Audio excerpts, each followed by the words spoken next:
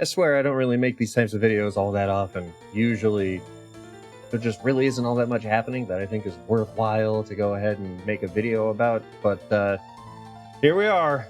Imagine my surprise then when I got word of some interesting things happening in this morning's Nintendo Direct.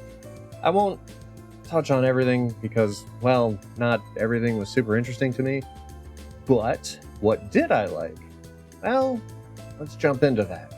We got some things to cover. Being that it was a direct partner showcase, I don't really think many people were expecting a whole lot, but there sure were plenty of things to get hyped over. The indie showcase was fun, and there were definitely some interesting titles and updates abound in there for sure. That said, things that I was excited for happened a bit later.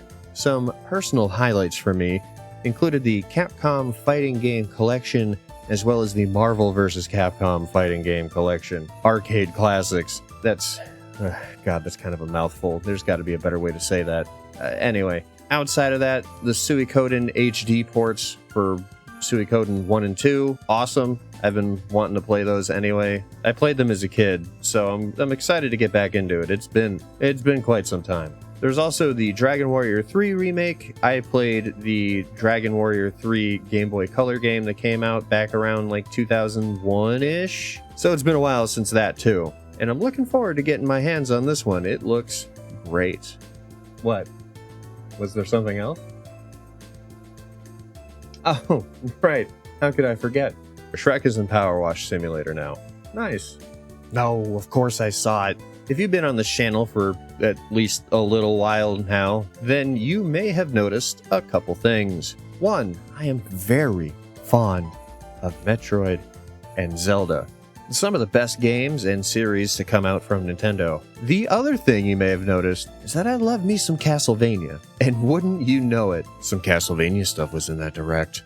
Once I had heard about it, I just had to scope it out. Not only was there some Castlevania in this Direct, but it was the DS trilogy of games, arguably the best ones in the series. Now, this got me excited for a few reasons. One, maybe a little selfish, more on that here in a little bit, but the other one was that now there is an official way to play these games.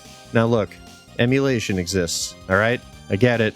They have, and pretty much always have, in one form or another, existed on an emulator, but just hang with me for a little bit, alright? If you emulate these, that's cool. Much respect. I did too for a long while, but finally, these games have been freed from the DS. They can exist legally in everyone's library of games, and that's the best part. I also heard there's supposed to be a physical release as well, so maybe look into picking that up. Now, I'll be honest with you, the visual fidelity might not be the best overall. These games were originally made for handhelds that had a screen resolution of 240p, so, you know, maybe cut it a little bit of slack. Still, it's awesome that they exist at all in this form. And the best part is, since it's a download and or a possible physical pickup later, you don't have to sacrifice a small child to Dracula to be able to afford them. Seriously, these games on the DS they're just so expensive. Just so expensive.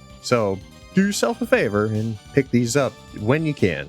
Alright, so the other thing, my selfish reasoning. I've been in the process of doing a Castlevania retrospective, and these games are on that to-do list, surprise, surprise. Well, actually, only 2 of them are now. I actually already did a video on Order of Ecclesia. Maybe do me a favor and take some time to see that after this, yeah? Video at the end for you. Get yourself a primer for what is essentially my favorite out of the DS trilogy. Honestly, I kind of wish this thing came out, like, I don't know, a little over a month ago. That would have been nice. Would have been way easier to capture the footage.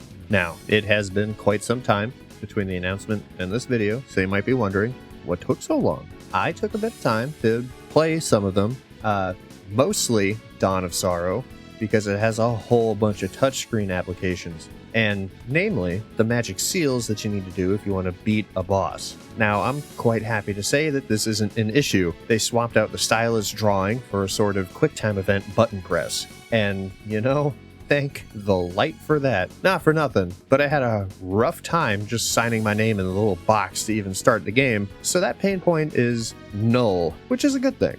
Again, I know you can hack the ROM in an emulator to do this for you, but that's not the point. My point is, and forever will be, that this is an ease of use for the average person to play the games. I am okay with the QuickTime event. I am also okay with the ROM hack.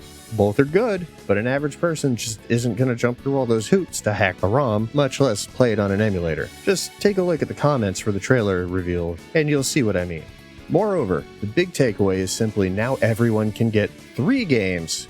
Wait, 3 games? 4 games. Yeah, 4. Hang on to that for a little bit here. Fairly easily on every major platform, including the PC. So everyone should be able to give it a good go. A few extra nice features are included, namely the ability to split up the screens however you like, and there's plenty of extra concept art for each title, or almost each title. One game in particular was released with it for some reason, and I can't quite figure out why. It's neat that it's here, though. So this one game. The original Castlevania had a ton of different ports and whatnot, and one of them was titled Haunted Castle, which is an arcade version of the first game, and that got a bit of love here as well, up to and including some killer tracks that you can listen to in the sound gallery. But unfortunately, there's no concept art for that one, sadly. So that's it. That's everything that I liked here. There were plenty of things for a wide variety of people. I'm just happy that Castlevania is getting something these days. Honestly, I think the Netflix show has a lot to do with this. For as divisive as it is in the fan base, it certainly has done something to finally resurrect Dracula, or, you know, at least get that coffin rattling. Anyway, just a quick heads up for you, if it interests you all, at all. Also, real quick, missed opportunity for the title Dominus not to have the D and the S capitalized. You know, DS. Yeah, well, what are you gonna do? Anyway, I'm gonna be jumping into these games pretty soon. Gotta get footage for my next video retrospective after all.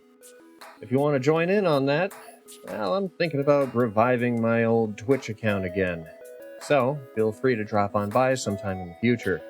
For those of you that, you know, actually want to do that, I'll make like a community post somewhere, either here or, you know, Instagram, Twitter, places. If you follow me there, you'll see it. If you follow me here, you'll see it. Maybe just do it here.